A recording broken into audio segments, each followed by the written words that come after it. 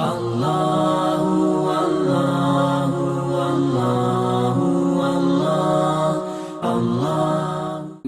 اللہ الرحمن الرحیم۔ السلام علیکم ورحمۃ اللہ وبرکاتہ، نحمدہ ونصلی ونسلم علی رسولہ الکریم، اما بعد فاعوذ باللہ من الشیطان الرجیم، بسم اللہ الرحمن الرحیم، والعصر ان الانسان لفی خسر۔ صدق اللہ العلی العظیم وبلغنا رسولہ النبی الکریم ونحن علی ذلک من الشاہدین والشاکرین والحمد للہ رب العالمین۔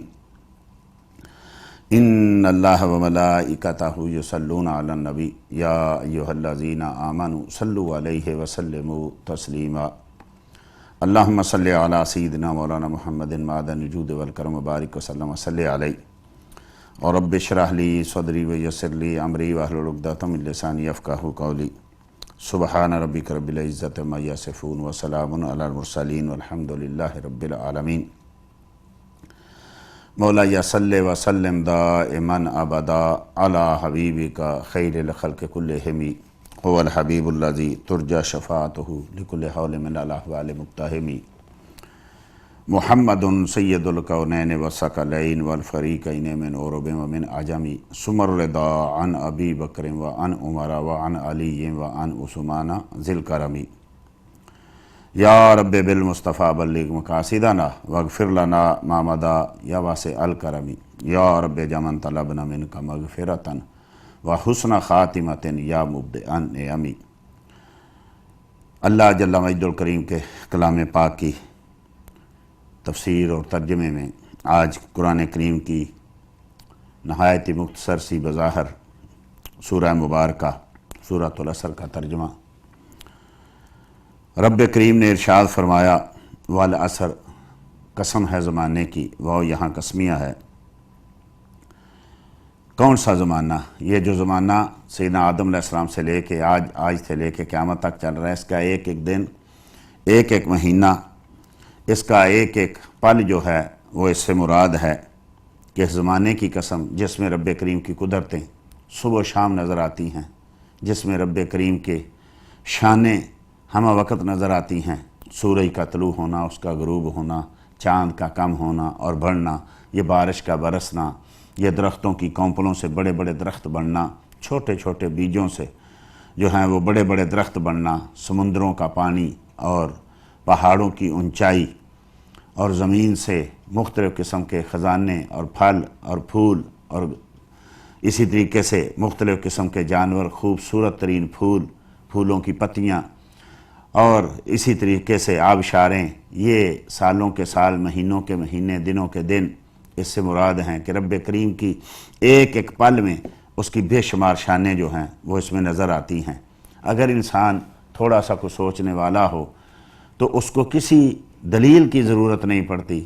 رب کریم کے ایک ایک لمحے میں اتنی شانیں ظاہر ہوتی ہیں۔ انسان کے اپنے جو اوقات گزرتے ہیں ان کو دیکھے، دنیا کو دیکھے، یہ جو صدیوں سے زمانہ، دور، دن اور رات مسلسل چل رہے ہیں،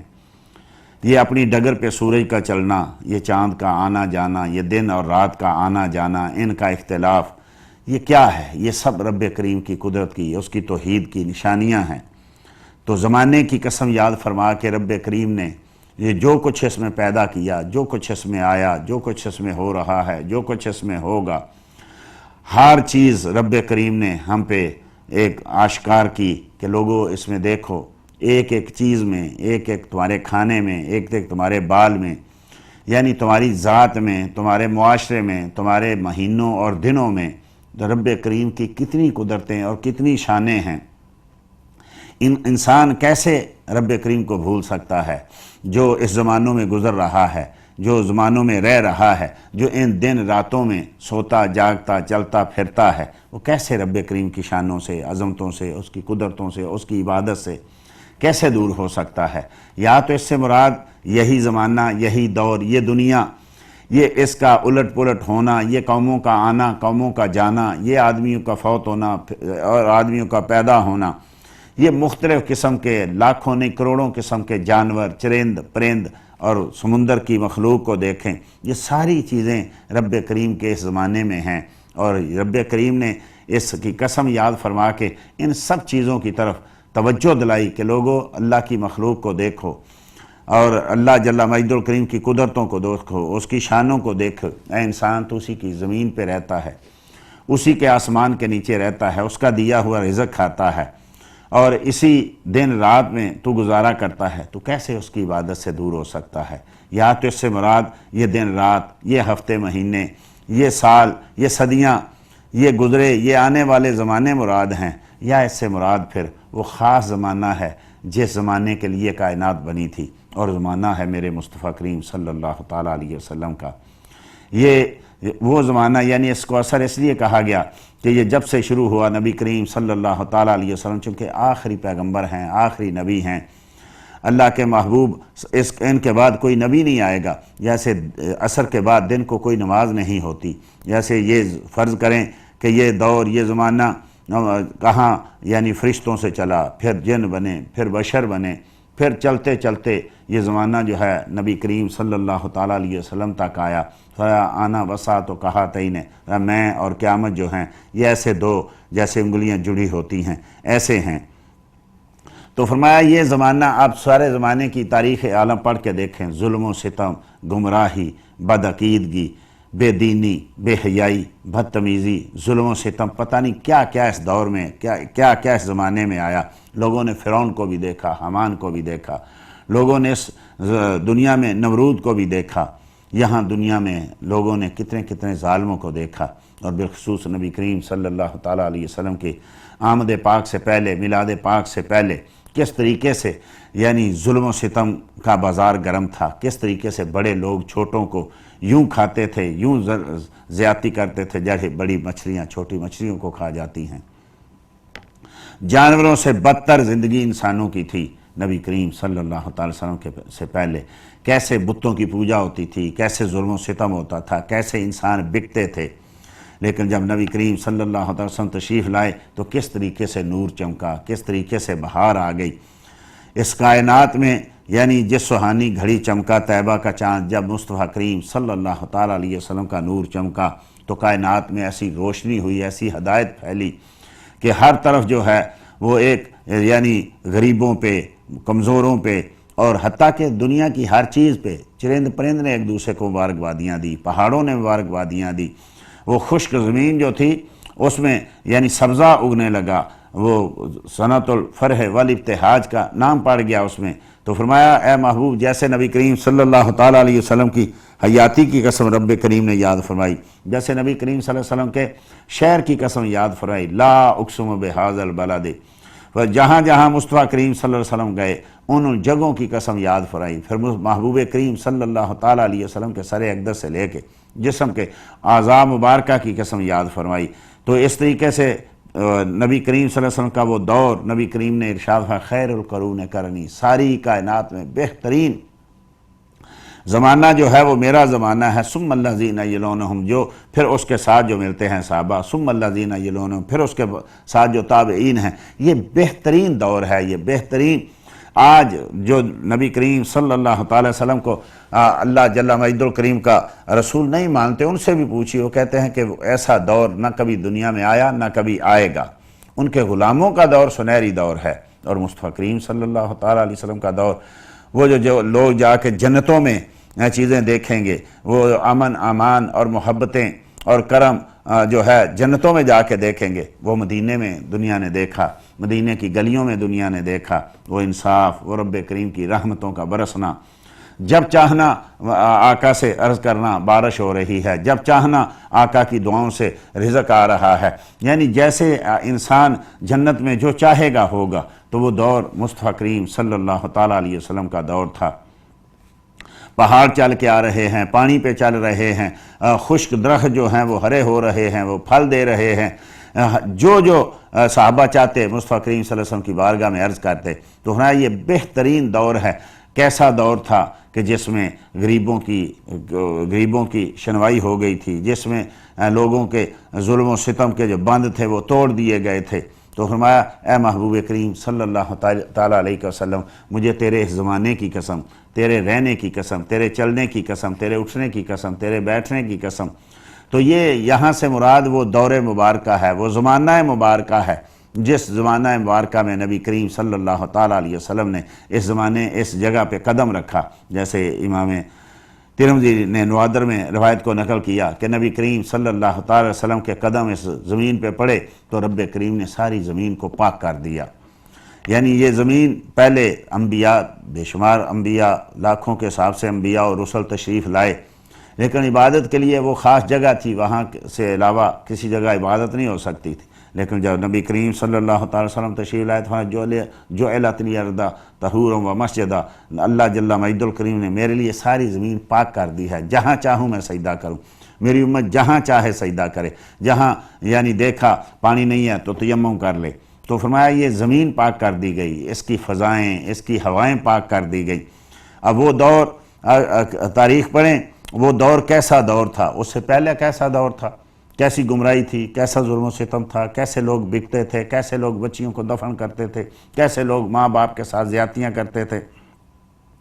کیسے غلاموں کے ساتھ جو تھا وہ ظلم و زیادتی ہوتی تھی۔ لیکن جب مصطفیٰ کریم صلی اللہ تعالی وسلم کی تشریف آوری ہوئی تو کس طریقے سے زمانے میں بہار آ گئی، کس طریقے سے ہر طرف یعنی چہروں پہ جو تھے وہ پھول کھل اٹھے تھے۔ تو فرمایا محبوب مجھے اس زمانے کی قسم جس زمانے میں تو نے سانس لی ہے، جس زمانے میں تو نے تیری ولادت ہوئی ہے، جس زمانے میں تو اس دنیا میں، ویسے تو یہ سارا زمانہ ہے ہی مصطفیٰ کریم صلی اللہ تعالیٰ علیہ وسلم کا ہے، چونکہ وہ جو نہ تھے تو کچھ نہ تھا، وہ جو نہ ہوں تو کچھ نہ ہو، جان ہے وہ جہان کی، جان ہے تو جہان ہے۔ لیکن ہم جیسے لوگ جو ظاہر کو دیکھنے والے ہیں، ویسے تو سیدنا آدم علیہ السلام سے لے کے قیامت تک زمانہ مصطفیٰ کریم کا ہی زمانہ ہے، سب انہی کے نائب بن کے آئے ہیں، لیکن ظاہر میں تو نبی کریم صلی اللہ علیہ وسلم مکہ شریف میں سیدہ آمنہ رضی اللہ تعالیٰ کے گھر پیدا ہوئے تھے۔ تو یہ وہ زمانہ جب آپ پیدا ہوئے تو وہ اس زمانے کو رب کریم نے اس کی قسم یاد فرما کے سارے زمانوں کا سردار بنا دیا، سارے زمانوں کا جو ہے وہ منبع و ماوا و مصدر بنا دیا کہ ساری کائنات میں جتنی نعمتیں جو کچھ بٹ رہا ہے یہ اس زمانے کے صدقے بٹ رہا ہے اور قیامت تک وہ بڑھتا رہے گا۔ یا تو اس سے مراد وہ زمانہ وہ دور مصطفی کریم صلی اللہ تعالیٰ علیہ وسلم ہے، یا پھر اس سے مراد بعض علماء نے کہا کہ وہ نماز عصر ہے۔ عصر کا وقت جب یعنی سورج غروب ہونے سے پہلے، یہ وہ نماز ہے جس کو صلاۃ العصر کو صلاۃ وسطیٰ بھی کہا گیا ہے، اور سب سے زیادہ یہ اس کی تاکید کی گئی ہے کہ یہ نماز جو ہے نبی کریم صلی اللہ علیہ وسلم سے حدیث مروی ہے، صحیح ہے بخاری میں ہے، فرمایا جس نے جان بوجھ کے نماز عصر چھوڑ دی اس کے سارے اعمال ضائع ہو گئے۔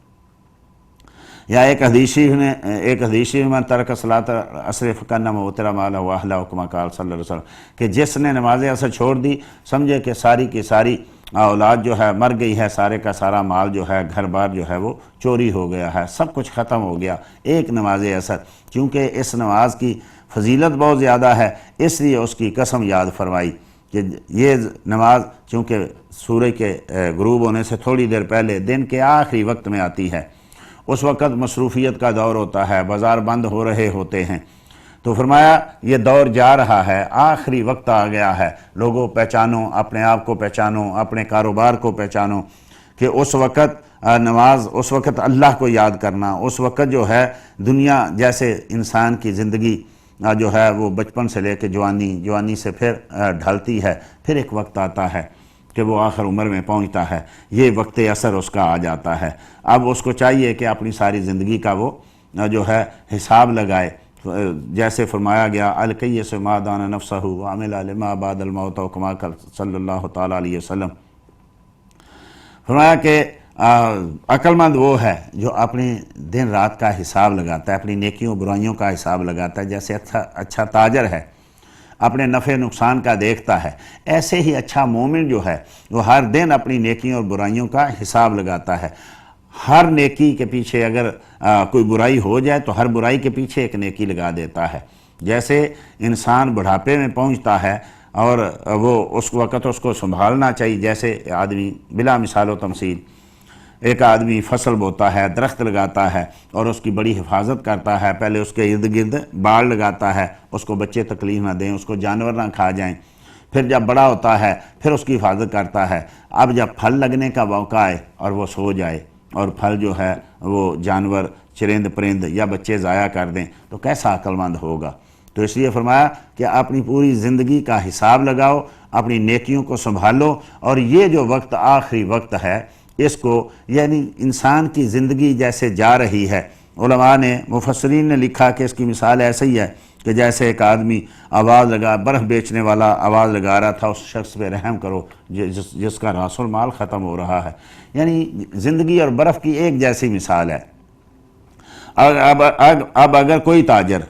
یعنی کوئی مال بیچتا ہے، نہیں بکا تو رات کو اٹھایا اور چلا گیا، یا تالا لگایا چلا گیا، پھر صبح اٹھا پھر وہی کا وہی مال ہے۔ لیکن برف تو ایسے نہیں ہے، برف اگر نہیں بکے گی تو پانی ہو کے بہہ جائے گی۔ یہی انسان کا حال ہے، ہر روز ہر سانس پہ ایک سانس کم ہو رہا ہے۔ اب اگر نیکیاں نہیں کرو گے تو سالگرہ تو آ ہی رہی ہے، ہر سال کے بعد ایک گرہ لگ رہی ہے، ہر سال میں ایک سال کم ہو رہا ہے، ہر دن میں ایک دن کم ہو رہا ہے۔ تو یہ انسان کا راس المال ہے، اس کی زندگی، اس کی عمر یہ دن بدن کم ہوتی جا رہی ہے۔ تو فرمایا اس نماز عصر کی قسم کہ یہ بہت اہم ترین نماز ہے۔